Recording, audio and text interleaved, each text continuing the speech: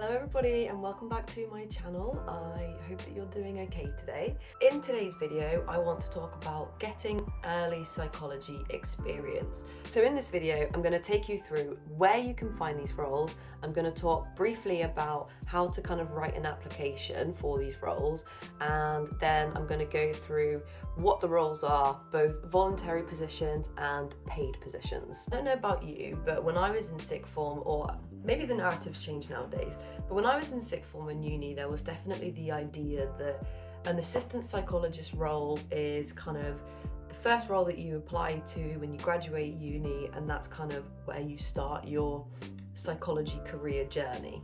But actually, the reality is that these roles are really competitive. There's so many people, there's so many psychology graduates that want an assistant psychologist role. So unless you've got some kind of experience working with service users or in the NHS or something like that before you apply to an AP role, then you're very unlikely to be offered the job or be offered an interview. So what can we do about this? What jobs are available to help us gain experience so that when we graduate, we can apply to the AP or the PWP roles straight away? Now, the jobs that I'm going to talk about in this video are jobs that really you need minimal, little to kind of no experience to apply for. So if you're doing your A-levels or you're at university and you feel like you've got some capacity to be working part-time on the side, then these jobs could be really useful to look into and consider applying to. Now, if you're at college or doing your A-levels and you haven't actually yet started applying to universities, something which I think is really important to consider is that some universities do placement years. And this could be a really useful kind of avenue to explore, because it means that instead of having to kind of have a part-time job alongside your studies, you can have a whole year out to maybe earn a little bit of money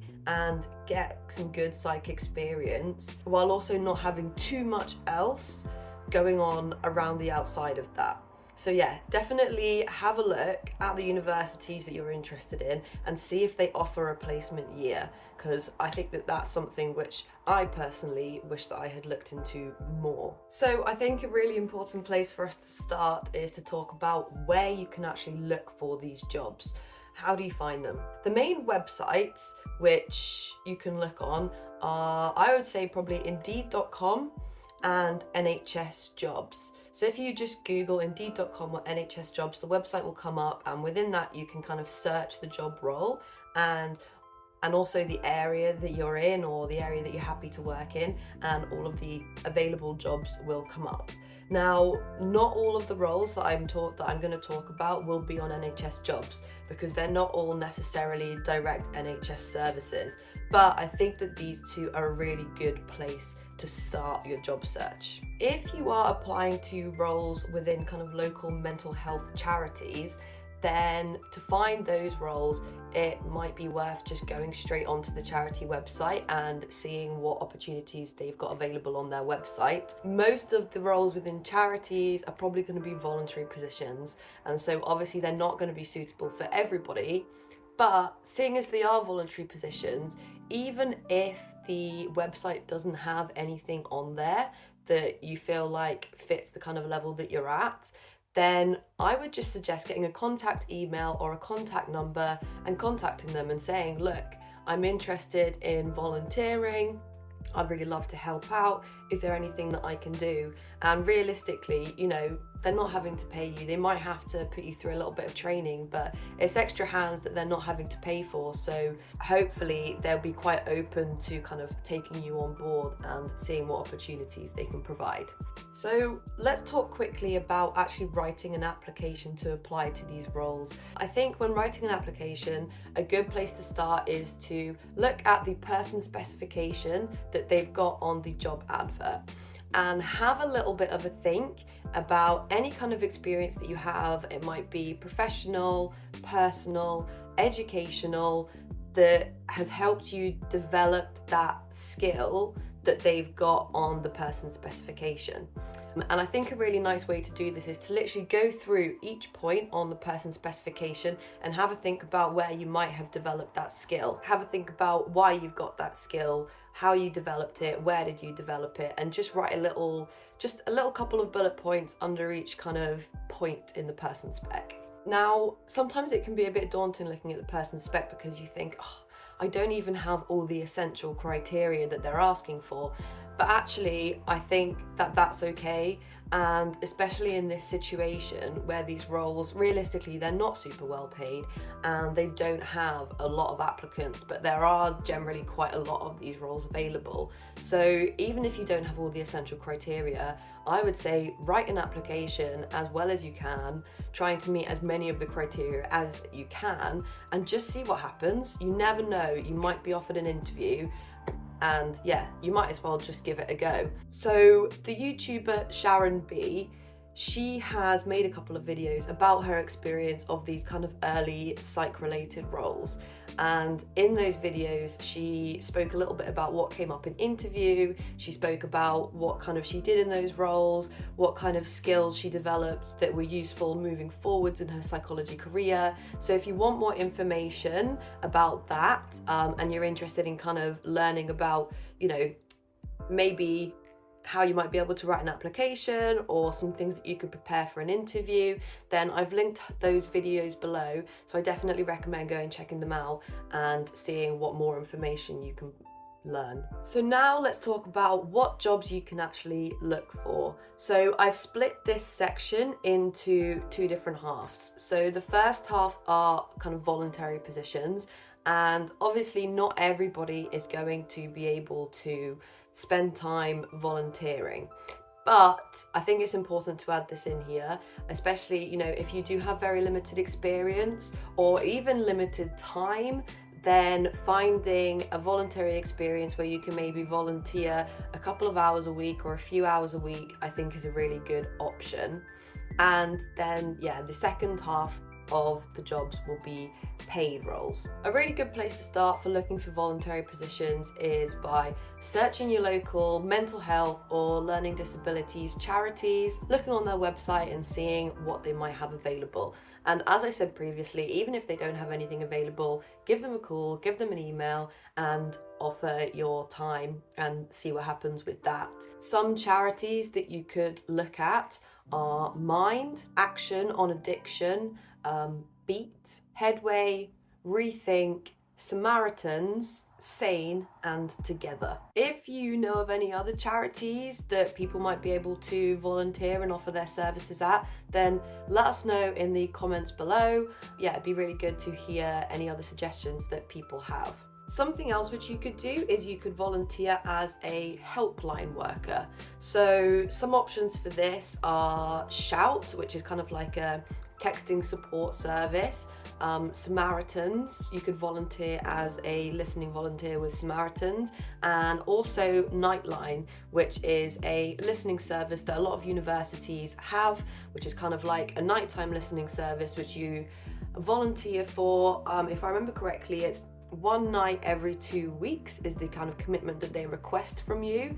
And yeah, you volunteer your time to kind of pick up the phone for any students, or pick up the phone or reply to messages for any students that might be kind of looking for some support or some information of some kind. Some other volunteer opportunities which you can look for online are kind of volunteers in learning disability services and also honorary assistant psychologist posts. So with the honorary AP posts, often those will be posted on NHS jobs, but I must admit they are getting less and less as time goes on. Now, if you're interested in getting some research experience and you're willing to kind of offer your time free for this, then I think a really good place to start, especially if you're at university, then send a message to your supervisor, your personal tutor or a lecturer, and just say, you know, is there anything that I can do to help out on any of your projects, and see what they say.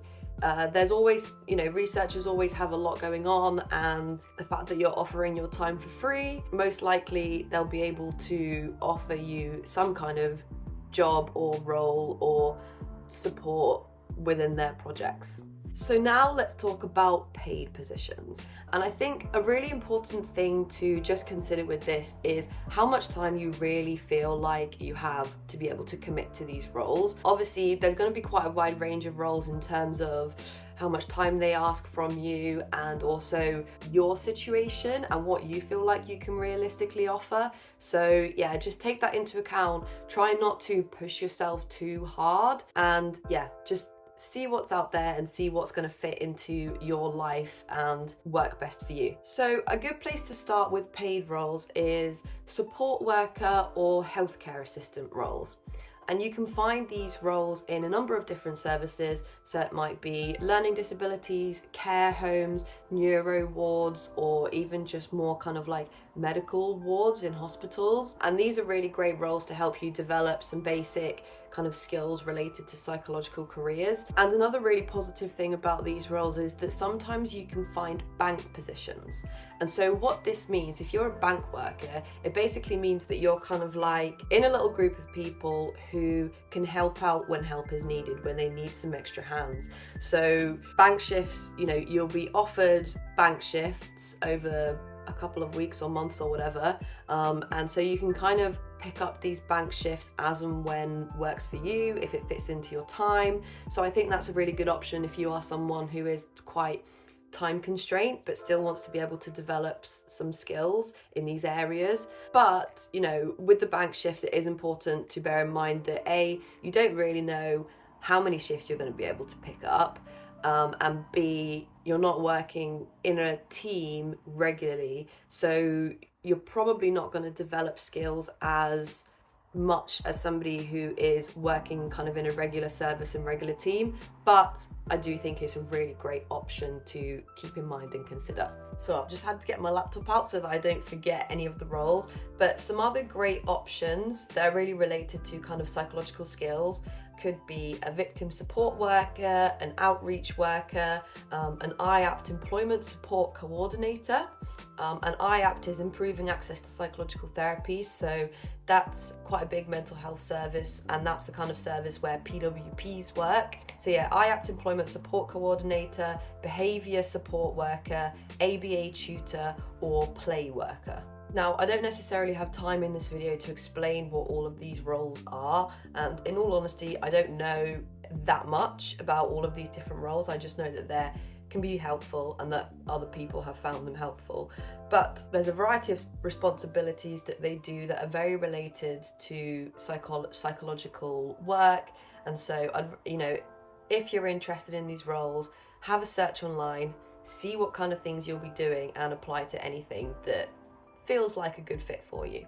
There are a number of other roles which you can look for and apply to as well. The list is actually quite long, so I'm going to put it on the screen and you can kind of screenshot and search for all these roles and see what's available in your local area. And yeah, hopefully you can apply to a whole bunch, get offered a job, get some great experience, and then be able to apply for the roles that you really want to apply for when you graduate from university. So I really hope that you're able to find something that, you know, takes your fancy and that feels like it's going to work for you.